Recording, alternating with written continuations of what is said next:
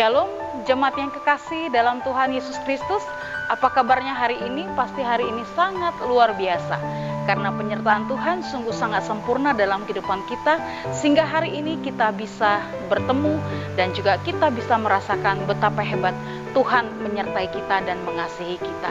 Dan pada hari ini saya di acara Mawar, saya ingin menyaksikan cinta kasih Tuhan yang sangat hebat dalam kehidupan saya secara pribadi, karena pengalaman kerohanian, pengalaman spiritual, pengalaman hidup yang sangat luar biasa Tuhan sudah berikan dalam kehidupan saya di masa kecil. Maka hari ini di acara Mawar saya ingin berbagi kepada jemaat Tuhan bahwa kita harus percaya kepada Yesus yang sangat luar biasa itu.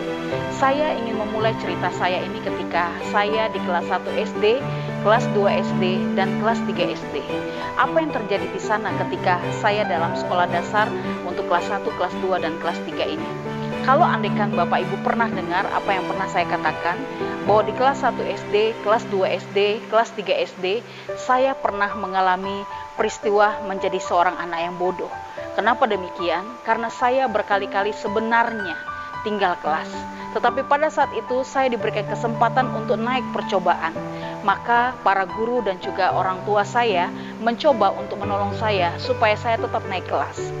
Tetapi Tuhan izinkan saya mengalami tinggal kelas yang sangat-sangat luar biasa ketika saya dinyatakan oleh guru saya sebenarnya anak yang tidak mampu lagi untuk membaca, bahkan juga menulis, bahkan berhitung.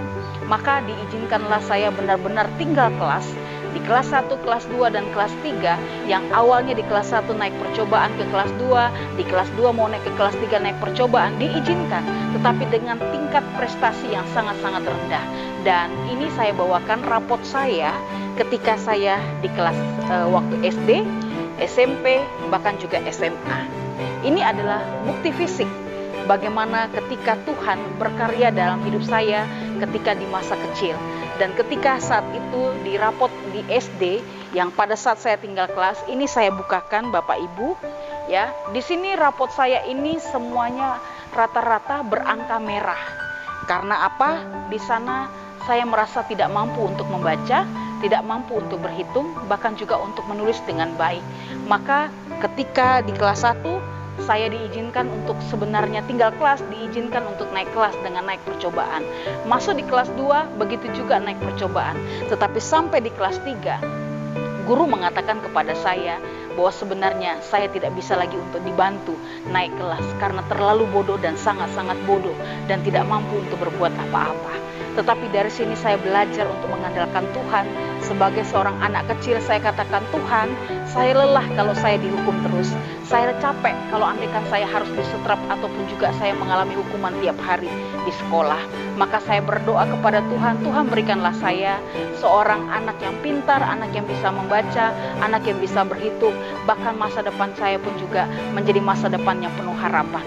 Dan ketika saya berdoa, Tuhan buat yang sangat luar biasa dalam kehidupan saya pada saat itu. Dan suatu waktu ketika saya sedang sekolah dan saya berdoa di hadapan Tuhan ketika pagi hari sebelum ke sekolah, dan saya berdoa, Tuhan, tolong saya supaya saya hari ini mengalami mujizat Tuhan, supaya saya tidak mengalami lagi disetrap ataupun dihukum oleh guru. Dan pada saat itu ketika selesai berdoa, saya berangkat ke sekolah, dan ketika sampai di sekolah, waktu guru sudah mau masuk ke kelas tepat jam 7 pagi. Dan sebuah mobil kontainer lewat di samping sekolah. Dan ketika mobil kontainer lewat, itu semuanya seperti gempa dan bergetar. Dan pada saat itu guru memanggil saya, Ninin, kamu maju ke depan, kamu harus membaca dan juga harus bisa berhitung. Saya berpikir, apakah saya mampu, apakah saya bisa? Dan pada saat itu saya mencoba untuk meyakinkan diri saya harus bisa untuk membaca dan berhitung. Dan saya ingat doa saya, bahwa saya harus ditolong oleh Tuhan.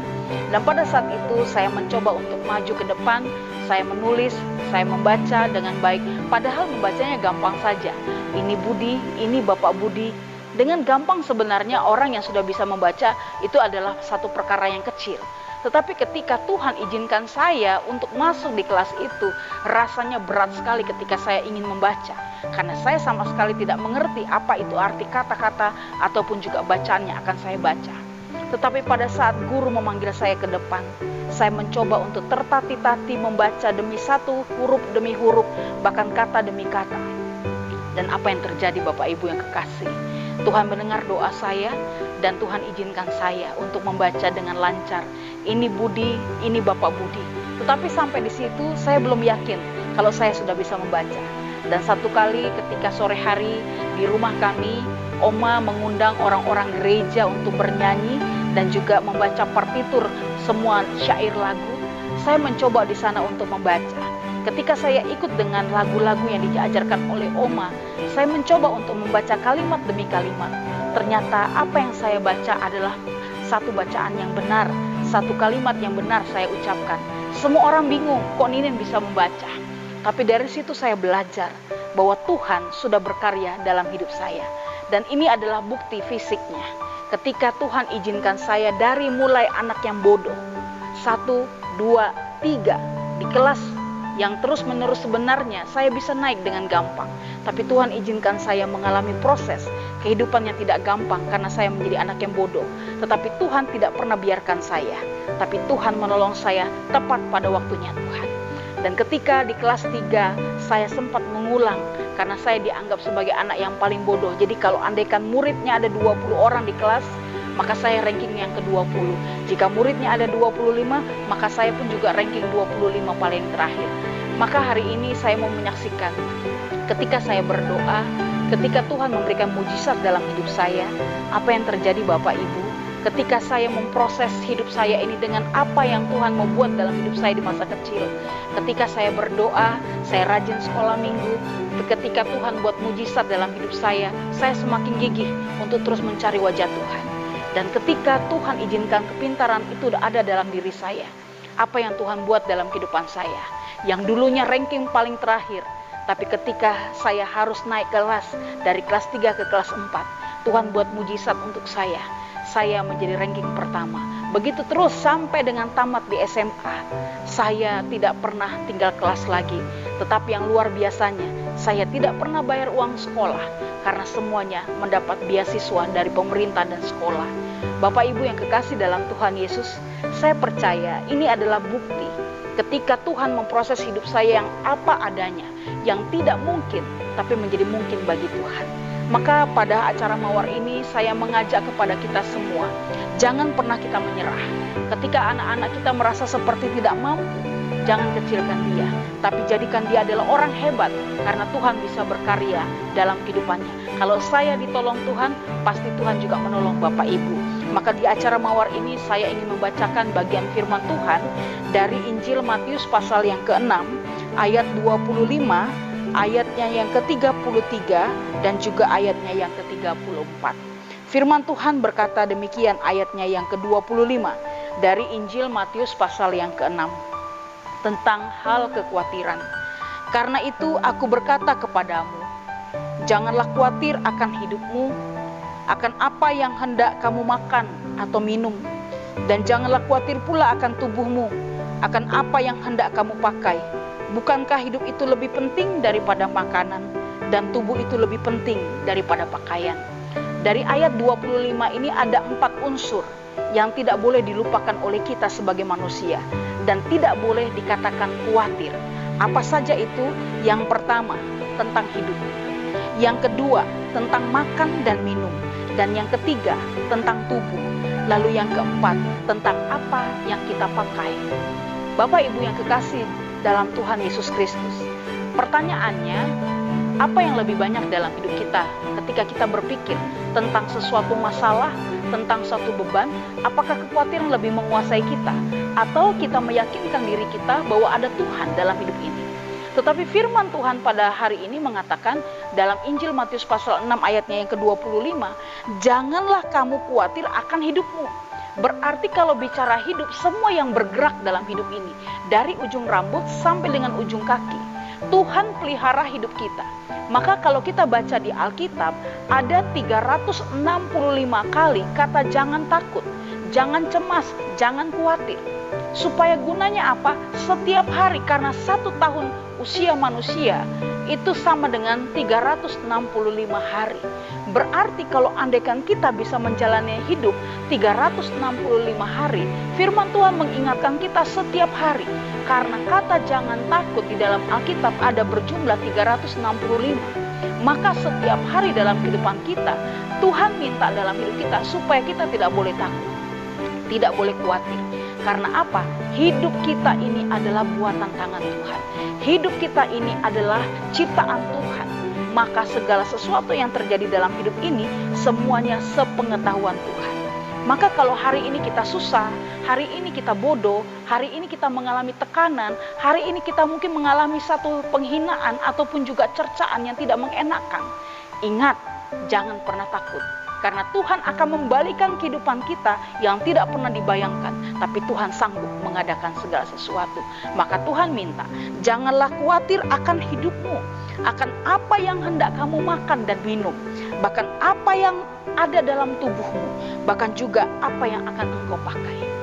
Bapak Ibu jemaat yang kekasih dalam Tuhan Yesus Kristus, kadangkala kita berpikir hanya untuk makan saja kita sudah stres, untuk minum saja sudah stres, apalagi ketika tubuh kita mengalami sakit penyakit. Banyak hal yang membuat kita takut, bahkan kita pun juga kadangkala stres. Saya hari ini mau pakai pakaian apa? Padahal pakaian satu lemari, tapi bingung mau pakai pakaian apa. Tetapi itu kadangkala membuat kita menjadi orang yang sulit, bahkan juga seringkali membuat kita menderita hanya gara-gara hal yang simple, hal yang sederhana. Tapi Tuhan minta kepada kita, dalam segala sesuatu aspek kehidupan kita, tidak boleh khawatir, karena Tuhan ada di sana. Maka di ayatnya yang ke-33 dikatakan demikian, tetapi carilah dahulu kerajaan Allah dan kebenarannya, maka semuanya itu akan ditambahkan kepadamu.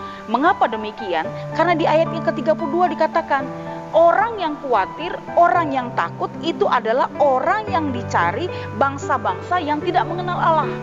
Berarti kalau hari ini kita setia kepada Tuhan, bisakah kita posisikan Tuhan yang nomor 1?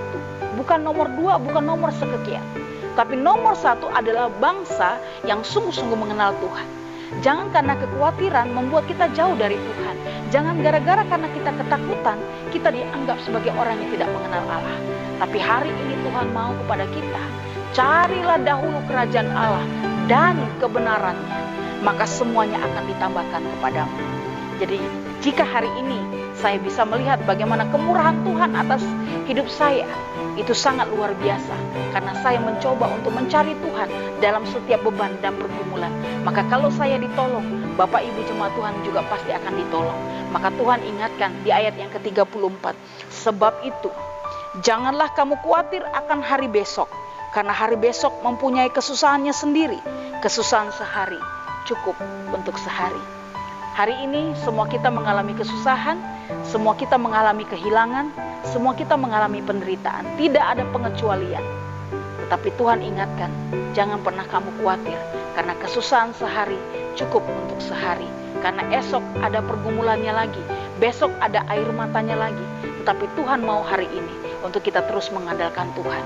Maka jadilah orang yang kuat, meskipun hari ini menangis, menangislah. Ketika hari ini berhadapan dengan tantangan, yakinlah Tuhan tidak pernah tinggalkan kita.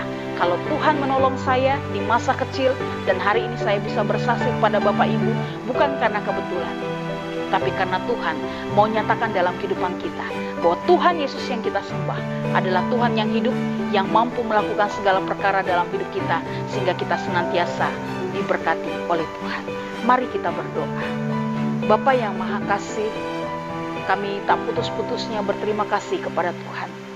Tuhan baik, Tuhan sangat peduli dalam hidup kami, dan Tuhan juga tahu apa yang kami butuhkan hari ini, baik untuk makan, baik untuk minum, baik untuk hidup kami, bahkan tubuh kami pun Tuhan pelihara, supaya kami tidak pernah mengkhawatirkan segala sesuatu, karena kami tahu Tuhan berjalan bersama dengan kami. Dan jika hari ini mulut kami berkata kami percaya kepada Engkau, biar kami boleh terapkan dalam hidup kami, bahwa kami selalu setia dan taat kepada Tuhan. Dan biarlah setiap kebenaran firman Tuhan yang boleh kami renungkan pada hari ini meneguhkan iman kami untuk kami kokoh bahwa Tuhan Yesus itu baik, Tuhan Yesus itu mampu melakukan segala perkara dalam kehidupan kami, Secara manusia tidak mungkin, tapi bagi Tuhan tidak ada yang mustahil.